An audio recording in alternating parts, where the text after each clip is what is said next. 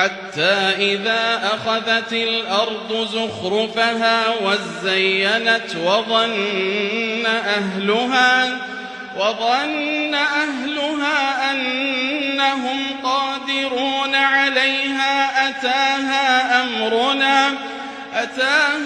أمرنا ليلا أو نهارا